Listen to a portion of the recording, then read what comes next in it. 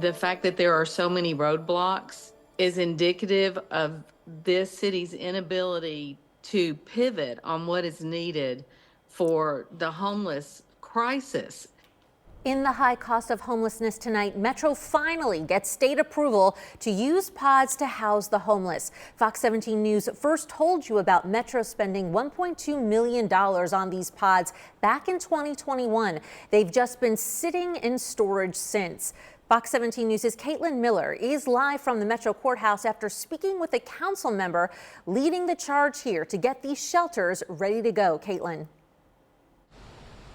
Yes, Kelly, I spoke with Metro Councilwoman Erin Evans, who says that this is a bright light moving forward, especially after fighting for years with the state to get approval to use these pods. But she says even though the state did approve these pods, there's still a lot that needs to be done before the city can actually use them.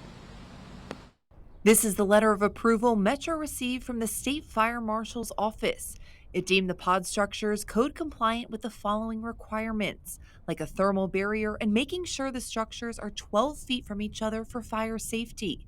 Metro Councilwoman Erin Evans says they can finally start moving on this 3 years after Fox 17 News first reported the city purchased these pods.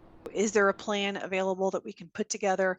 Will nonprofits or faith communities be willing to apply and meet those standards? Evans explains there will be a bid process to get stakeholders involved, and then they will work together to execute a plan. She emphasizes it's been a battle the last few years with the state to get to this point. You know, it's been an example, of how we have in government a lot of functional silos, where departments and agencies, and this is local and state level, are not always communicating well. Dee Dee Bird, who has been a huge advocate for getting all of the homeless people who are living at Brookmead Park housing, says people are not safe in encampments. The first thing you have to do is get an individual into a safe environment. You have to get them in a place where the outreach workers can provide the services safely. Bird says this is the only way to get homeless people permanent help and housing. But Evans says there's a chance if no organizations are interested in investing in these pods that they would have to give them to another city. But she's hopeful that they won't have to do that.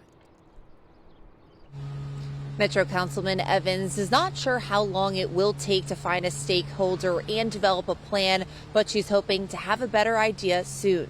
Reporting live from downtown, I'm Caitlin Miller, Fox 17 News, your Code Red station. Fox 17 News has been tracking the progress and delays of these pods since 2021. We showed you how Metro bought those homeless pods to act as emergency shelters during the pandemic. Well, that never happened. Then in 2023, Metro leaders thought they were closer to passing the final hurdle, only to see more pushback. Council members said the snag there was over whether pods met city codes.